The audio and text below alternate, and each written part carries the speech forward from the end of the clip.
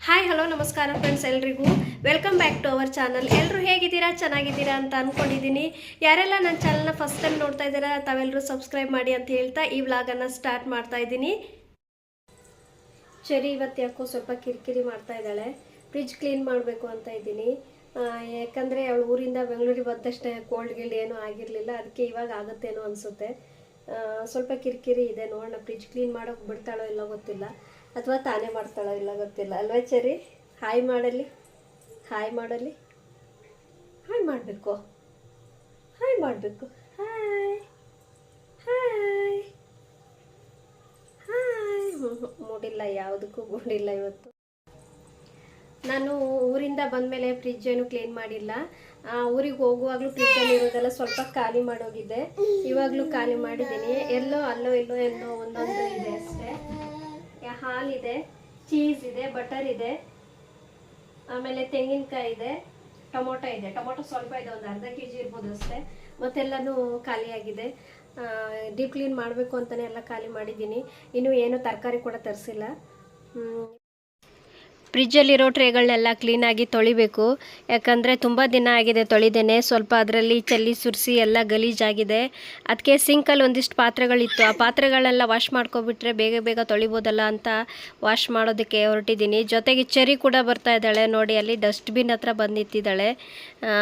Clean ಮಾಡೋಕ್ಕೆ ಬಿಡ್ತಾಳೆ ಇಲ್ಲೋ ಗೊತ್ತಿಲ್ಲ, ನೋಡೋಣ, ಟ್ರೈ ಮಾಡೋಣ. ನೋಡಿ, ಡಸ್ಟ್ಬಿನ್ ತೆಗೆದು ನೋಡ್ತಾ ಇದ್ದಾಳೆ. ಬರೀ ಇಂಥದ್ದೇ ಮಾಡ್ತಾ ಇರ್ತಾಳೆ. ಚೆರಿನ ಶ್ರೇಯಿಗೆ ನೋಡ್ಕೊಳ್ಳೋದಕ್ಕೆ ಹೇಳಿದ್ದೀನಿ, ಅವ್ನು ನೋಡ್ಕೊಳ್ತಾನೆ ಇಲ್ಲ ಗೊತ್ತಿಲ್ಲ.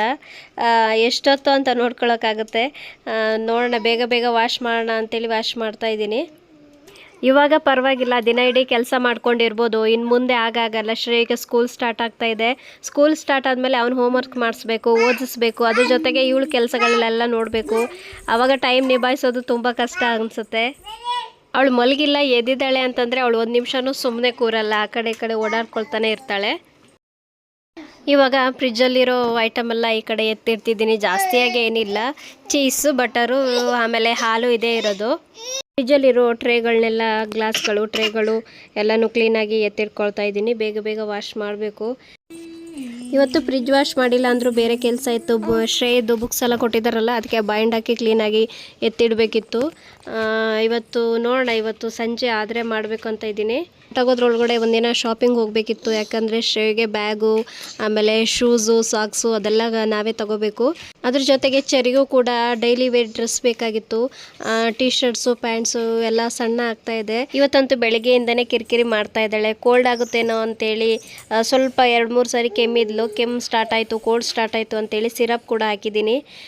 ಆದರೂ ಕಿರಿಕಿರಿ ಮಾಡ್ತಾನೇ ಇದ್ದಾಳೆ. ನೋಡ್ತೀನಿ, ಸ್ವಲ್ಪ ತೊಳೆದ್ಬಿಟ್ಟು ಆಮೇಲೆ ಅವಳು ಹೋಗಿ ಮಲಗಿಸ್ಬಿಟ್ಟು ಆಮೇಲೆ ಬಂದು ಕ್ಲೀನ್ ಮಾಡ್ತೀನಿ. ತರಕಾರಿ ಹಾಕೋ ಬಾಕ್ಸ್ಗಳೆಲ್ಲ ಅಷ್ಟೊಂದು ಗಲೀಜಾಗಿರಲಿಲ್ಲ. ಯಾಕಂದರೆ ನಾನು ಊರಿಗೆ ಹೋಗೋಕ್ಕೂ ಮೊದಲು ಒಂದು ಸಾರಿ ಕ್ಲೀನ್ ಮಾಡಿನೇ ತೊಳೆದು ಹೋಗಿದ್ದೆ. ಫ್ರಿಜ್ ಕ್ಲೀನ್ ಮಾಡಿರಲಿಲ್ಲ, ತರಕಾರಿ ಹಾಕೋ ಬಾಕ್ಸ್ಗಳಷ್ಟೇ ಕ್ಲೀನ್ ಮಾಡಿದ್ದೆ. ಅದಕ್ಕೆ ಅದೊಂದು ಅಷ್ಟೊಂದೇನು ಗಲೀಜಾಗಿರಲಿಲ್ಲ. ಅದಕ್ಕೆ ಬೇಗ ಬೇಗ ವಾಶ್ ಮಾಡಿದೆ. ನಾನಿವರು ಮಲಗಿದಾಗೆ ಈ ಕೆಲಸ ಮಾಡ್ಕೋಬೇಕಿತ್ತು. ಆದರೆ ಸ್ವಲ್ಪ ಬಟ್ಟೆ ವಾಶ್ ಮಾಡೋದಿತ್ತು, ಕೈಯಲ್ಲಿ ವಾಶ್ ಮಾಡೋ ಅಂಥದ್ದು, ನಮ್ಮ ಮನೆಯವ್ರ ಶರ್ಟ್ಸ್ ಎಲ್ಲ ಇತ್ತು, ಅದನ್ನೆಲ್ಲ ವಾಶ್ ಮಾಡ್ತಾ ಇದ್ದೆ. ಒಂದೇ ಸಮ ಅಳೋದಕ್ಕೆ ಸ್ಟಾರ್ಟ್ ಮಾಡಿದ್ಲು. ಅದಕ್ಕೆ ಮಲಗಿಸೋಣ ಅಂತೇಳಿ ಹೋದೆ. ಸ್ನಾನ ಮಾಡಿಸಿನೇ ಮಲಗಿಸಿದ್ರಾಯ್ತು ಅಂತೇಳಿ ಸ್ನಾನ ಕೂಡ ಮಾಡಿಸಿದ್ದೆ, ಸ್ವಲ್ಪನೇ ಮಾಡಿಸಿದ್ದೆ, ಕೋಲ್ಡ್ ಆಗಿದೆಲ್ಲ ಅಂತ. ಸ್ನಾನ ಮಾಡಿಸಿದ್ರು ಕೂಡ ಅವಳು ಮಲಗಲೇ ಇಲ್ಲ. ಮತ್ತು ಬೆಡ್ ಮೇಲೆ ಕರ್ಕೊಂಡು ಹೋದ ತಕ್ಷಣ ಆಟ ಆಡೋದಕ್ಕೆ ಸ್ಟಾರ್ಟ್ ಮಾಡಿದ್ರು ಇಬ್ಬರೂ. ನೋಡಿ, ಅಲ್ಲಿ ಸ್ವಿಚ್ ಹಾಕೋದಕ್ಕೆ ಹೋಗ್ತಾಳೆ. ಪ್ಲಗ್ಗಲ್ಲಿ ಕೈ ಹಾಕೋಬಿಟ್ರೆ ಅಂತೇಳಿ ಭಯ, ಅದಕ್ಕೆ ಆ ಪ್ಲಗ್ಗೆ ಕವರ್ ಆಗೋ ಇದ್ರ ತರಿಸಿದ್ದೆ.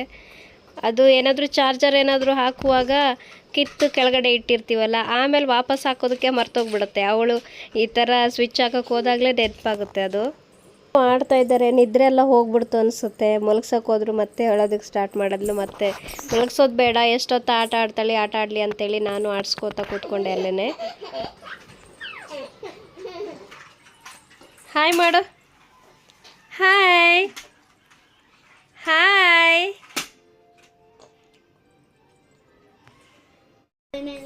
ಕೆಲಸನಾದರೂ ಮಾಡ್ಬೋದು. ಈ ಚಿಕ್ಕ ಮಕ್ಕಳು ಬಿಡ್ಕೊಳ್ಳೋದು ತುಂಬಾ ಕಷ್ಟ ಅನ್ಸುತ್ತಲ್ವಾ. ಒಂದು ಕಡೆ ಕೂತಲ್ಲಿ ಕೂರಲ್ಲ, ಅವರು ಆ ಕಡೆ ಈ ಕಡೆ ಓಡಾಡ್ತಾ ಇರ್ತಾರೆ.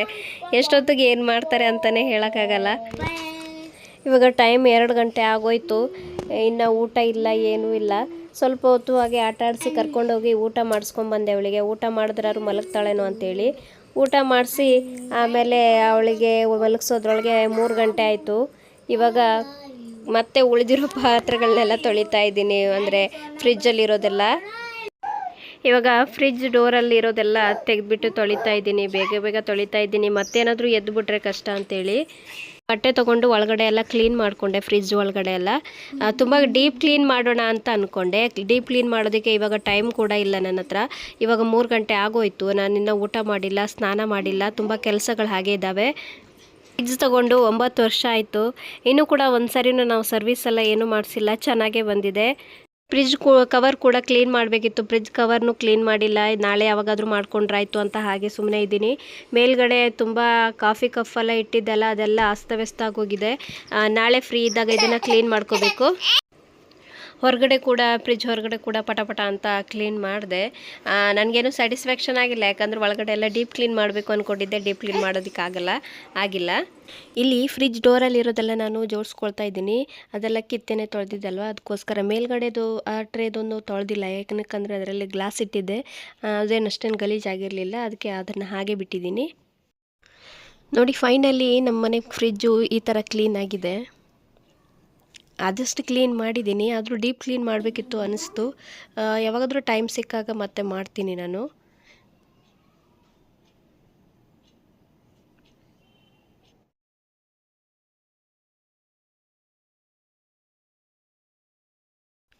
ನೋಡಿ, ಈ ಫ್ರಿಜ್ನ ತೊಗೊಂಡಾಗ ಸ್ಟೆಪ್ಲೈಸರ್ ಕೂಡ ಫ್ರೀ ಇತ್ತು, ಇನ್ನೂ ಕೂಡ ಚೆನ್ನಾಗೇ ಇದೆ, ವರ್ತ್ ಅನ್ನಿಸ್ತು ನಮಗೆ.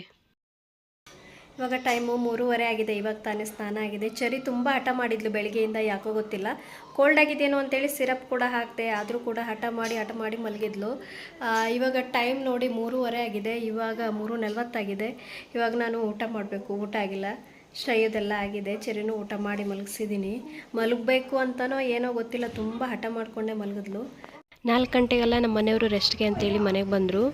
ಚೆರಿ ಆಲ್ರೆಡಿ ಮಲ್ಕೊಂಡಿದ್ಲು, ಹಾಗೆ ನಮ್ಮ ಮನೆಯವ್ರ ಜೊತೆಗೆ ಶ್ರೇಯನು ಕೂಡ ಮಲ್ಕೊಂಡ್ಬಿಟ್ಟ. ಹಾಗೆ ನಾನೊಂದು ಅರ್ಧ ತಾಸು ಮಲ್ಕೊಂಡಿದ್ದೆ. ಇವಾಗ ಎದ್ದಿದ್ದೀವಿ. ಚೆರಿ ಬೇಗನೆ ಮಲಗಿರೋದಕ್ಕೋಸ್ಕರ ಬೇಗನೆ ಎದ್ಲು, ನಾನು ಅವಳ ಜೊತೆಗೆ ಹೇಳ್ಬೇಕಾಯ್ತು.